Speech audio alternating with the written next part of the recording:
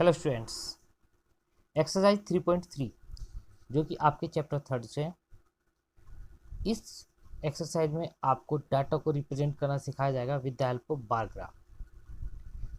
देखिए, अभी तक हमने डाटा को किस फॉर्म में लिया है। अभी तक हमने जो प्रीवियस में जो भी पढ़ा है लास्ट में, वो हमने पढ़ा है टेबलर फॉर्म में। डाटा ये डाटा हो जाता है टेबलर फॉर्म में। कई जगह डाटा उसकी फ्रीक्वेंसी साथ में दे दी जाती है। जैसे यहाँ पर एक क्लासेस में data 5th 6th 7th 8th है, इनकी फ्रीक्वेंसीज के रूप में नंबर ऑफ चिल्ड्रंस कितने 135 120 इस तरह दे दिए जाते हैं। ये तो थी टेबलर फॉर्म। अब डाटा को अगर विजुअल फॉर्म में, ताकि हमें डाटा को विजुअल देखने से ही पता लग जाए कि डाटा में इंफॉर्मेशन क्या है, किस चीज़ के बारे में क्या बताया गया है, तो उसको हम विद द हेल्प ऑफ या तो पिक्टोग्राफ यूज करते हैं, पाई चार्ट यूज करते हैं, और बार ग्राफ हिस्टोग्राफ टैग या हम यूज करते हैं। तो इस एक्सरसाइज में आप बार ग्राफ के बारे में पढ़ेंगे। जैसे आप देखेंगे, इस फर्स्ट क्वेश्चन के बारे में देखते हैं। Use the bar graph to answer the following question. तो which is the most popular pet. इस ग्राफ में आप देख रहे हैं यहाँ पे नंबर ऑफ पेट्स, ये तो दिया हुआ है स्टूडेंट्स जो पेट्स को पसंद करते हैं, ठीक है। और ये पेट एनिमल्स के नाम दिए हुए यहाँ पे नीचे। साथ ही साथ यहाँ पे ये आपको बिल्डिंग्स ब्लॉक बने हुए देखें आप। जैसे कि हम बात करते हैं डॉग, तो डॉग का जो बिल्डिंग ब्लॉक है वो कहाँ तक पहुँचा है, 8 तक का। इट मीन्स कि 8 स्टूडेंट्स जो है डॉग को पसंद करते हैं, ठीक है। कैट्स कैट्स जो है वो आपका पहुँचता है कितने तक, वो 10 तक पहुँचता है। इट मीन्स 10 स्टूडेंट जो है कैट को पसंद करते हैं। रेबिट्स, ये फर्स्ट बिल्डिंग ब्लॉक पे जाकर के एंड हो जाता है, ये तो 2 तक जाए, इसमें 2 स्टूडेंट्स है ना। इस तरीके से आपको ना देखो, पिक्चर केवल देखने से ही आपको पता चला है कि यहाँ पे pets on by the students of class 7th के स्टूडेंट्स हैं जिन्होंने पेट्स को ऑन किया हुआ है, पाले हुए हैं अपने घर पे।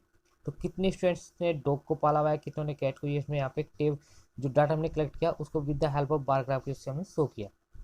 मोस्टली बार ग्राफ ना इंडिविजुअल्स जो डाटा में कलेक्ट होता है उसके बारे में, जैसे कि डॉग है, ये अपने आप में इंडिविजुअल है, कैट अलग है, रेबिट अलग है, इनका एक दूसरे से कोई लिंक नहीं है। यहाँ पर देखने का कभी कभी ये तो था, क्योंकि लिटिल यहाँ पे तो स्मॉल डिजिट्स थी, 2 4 6 8 10 12 तक इतने नंबर थे, तो इसलिए यहाँ पे हमें स्केल मारने की जरूरत नहीं पड़ी। बट समटाइम्स क्या होता है कि कभी कभी हमारा डाटा जो होता है लार्ज होता है, बहुत बड़ा, ज़्यादा संख्या होती है। जैसे यहाँ पर हम बात करते हैं, इस क्वेश्चन में देखा है, read the bar graph be show the number of books sold by. एक बुक स्टोर से जो बुक्स सोल्ड हुई है उनका यहाँ पे नंबर ऑफ बुक्स का डाटा के बारे में बताया गया है। तो देखिए, जैसे 1989 में कितनी बुक्स सोल्ड हुई है, यहाँ पर आपका डाटा जाता है 200 और 100 के बीच में, एंड क्लोज टू किसके, 200 के। आप यहाँ पे देख रहे हैं क्लोज टू 200 है। तो इट मीन्स 189 में इसको कंप्लीट 200 पे तो जा नहीं रहा, देखो ये, बट उसके थोड़ा क्लोज है, तो ये आप ले सकते हैं 180 190, ठीक है ना। ये 190 हो जाएगा, आपका ज़्यादा क्लोज है ना, तो 190। हाफ में होता तो 150 ले लिया जाता। 1990 में देखेंगे आप, जो हमारा ग्राफ जा रहा है वो यहाँ तक जा रहा है, और आप स्केल रख लेंगे तो आपको इसको कनेक्ट करने में ईजी रहेगा। तो ये कितने तक जा रहा है, देखिए 19 में 500, अबाउट टू 500 है। तो चूंकि डाटा इतना बड़ा था, ये 100 200 300 में था, इसलिए हमने एक स्केल मान लिया कि 1 centimetre equal to 100 books. Means यहाँ पे हम 1 सेंटीमीटर 1 सेंटीमीटर 2 सेंटीमीटर 3 सेंटीमीटर पर निशान लगाते चल जाएंगे, और 1 सेंटीमीटर पर मान लेंगे हम 100 बुक्स के बराबर। ऐसे स्केल मान लेते हैं ताकि बड़ी डिजिट्स के लिए हम लोग छोटा ग्राफ भी बना सके। तो स्टूडेंट्स, इनमें कुछ क्वेश्चन का आंसर देने, जैसे about how many books were sold in 1989। 1989 में अबाउट कितनी बुक्स सोल्ड हुई, तो अबाउट की बात करते तो आप सीधा बोल देंगे 200 बुक्स, क्योंकि अबाउट 200 जा रहा है। 1990 में अबाउट कितना है, 1990 मैंने बताया था आपको, अबाउट टू 500 का हो जाएगा।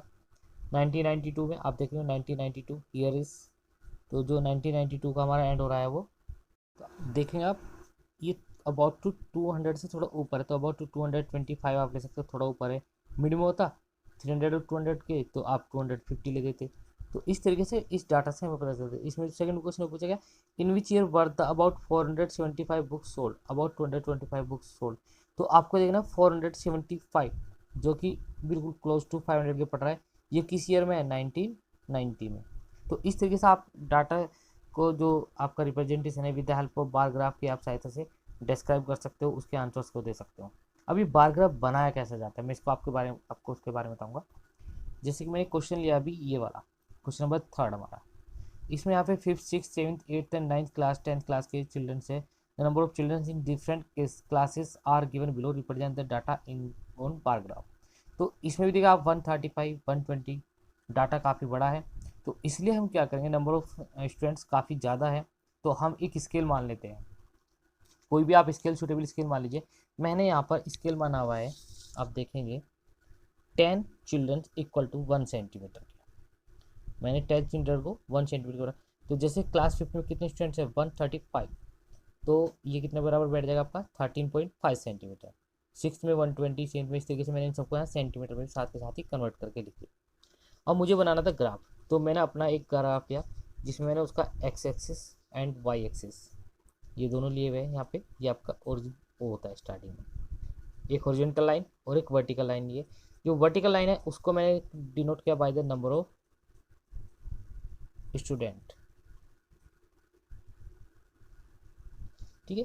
और यहाँ पर name of class, name of classes. तो जैसे क्लास 5 की बात करते हैं, क्लास 5 में हमारे कितने स्टूडेंट थे, 135, जिसका सेंटीमीटर कितना कन्वर्ट हुआ था 13.5 सेंटीमीटर। तो अब हमने क्या करा, क्लास 5 को 13.5 सेंटीमीटर, यानी कि जो मैंने 130 140 इन दोनों के बिल्कुल बीच में, यहाँ पर मैंने ऐसे ना मैंने नंबर डाले, 1 सेंटीमीटर पे 10 लिखा है, 2 सेंटीमीटर पे 20 30 40 50 ऐसे क्या है। तो जब हमारा 135 स्टूडेंट की बात करेंगे तो हमारा बैठ जाएंगे 13.5 पर पहुंच जाएंगे, जो कि 130 और 140 के बीच में पड़ रहा है। तो ये हमारा क्लास 5 का हो गया। क्लास 6 की अगर हम बात करते हैं, क्लास 6 में हमारे स्टूडेंट्स कितने हैं, क्लास 6 में 120 यानी कि 12 सेंटीमीटर। तो क्लास 6 का जो ग्राफ पहुंचा है वो मैंने 120 तक ऐसे पहुंचा है। ये निशान मैंने आपको समझाने के लिए लगा रखे हैं, ये आपको नहीं लगाने हैं, सिर्फ मैंने आपको शो करने के लिए कि देखिए हमारी लाइन जो है 130 एंड 140 के बीच में पड़ रही है, यानी कि 135 यहाँ पड़ेगा, 120 स्टूडेंट्स यहाँ पे। तो इस तरीके से आप डिफरेंट क्लासेस के जो है ना ग्राफ को रिप्रेजेंट करेंगे। क्योंकि मैंने बताया था इंडिविजुअल डाटा के बारे में बार ग्राफ बनता है, तो इन जो आप ग्राफ बनाएंगे और जो आप ये बिल्डिंग ब्लॉक्स बनाएंगे इनको आपस में ऐड नहीं करेंगे, इनके बीच में स्पेस छोड़ेंगे, 1 सेंटीमीटर का आप स्पेस छोड़ते चले जाइए। तो इस तरीके से आपका ग्राफ तैयार हो जाता है। अब ग्राफ तैयार होने के बाद में हमें क्वेश्चन के आंसर देने हैं। How would you choose a scale, आपने स्केल कैसे चूज किया है, वो मैंने जो भी बताया था ना कि 10 चिल्ड्रन इक्वल टू 1 स्टूडेंट के। आंसर द फॉलोइंग क्वेश्चन, अब हमको आंसर दें। विच क्लास है the maximum number of children and minimum, maximum बच्चे किस में, 5th क्लास में, मिनिमम किस क्लास में, हमारे 10th क्लास में 80 स्टूडेंट्स है, आप लिख देंगे।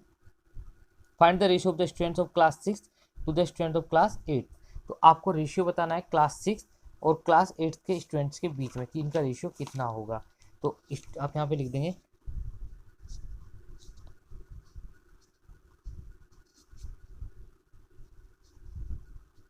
Students class 6th to class 8। Class 6 के जो हमारे स्टूडेंट है, क्लास 6 में स्टूडेंट है 120 रेशियो, और जो क्लास 8 था उसमें स्टूडेंट्स है आपके 100, तो 120/100, 2 से 6 बार और ये 5 बार, तो 6/5 यानी कि इनका रेशियो जाता है 6:5। तो इस तरीके से आप क्वेश्चन के आंसर भी साथ ही साथ दे देंगे।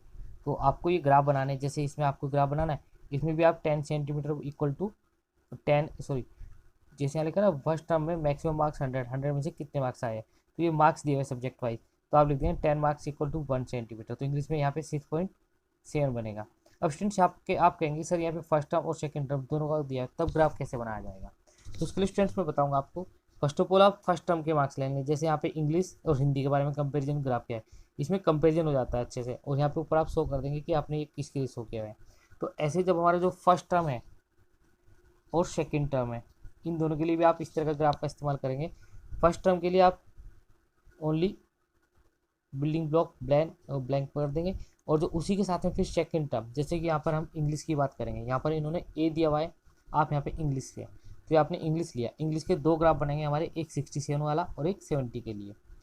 तो आप 67 के लिए पहले जो बनाएंगे वो आप ब्लैंक छोड़ देंगे, और 60 और 70 के लिए जो आप बनाएंगे उसको बनाने के बाद उसको शेड कर देंगे, तो दोनों एक साथ एक दूसरे से जुड़े रहेंगे क्योंकि ये दोनों एक ही सब्जेक्ट के होंगे आपके। तो इसी तरीके से फिर आप हिंदी का बनाएंगे, फिर आप साइंस ले लेंगे, फिर आप सोशल साइंस ले लेंगे, और आपके दो दो बिल्डिंग ब्लॉक सबके बनेंगे इसमें।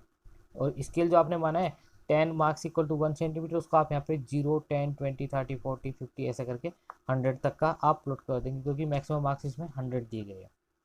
ठीक है स्टूडेंट। तो इस तरीके से आप इसके ग्राफ बनाएंगे और फिर इन क्वेश्चंस के आंसर देंगे। Thank you.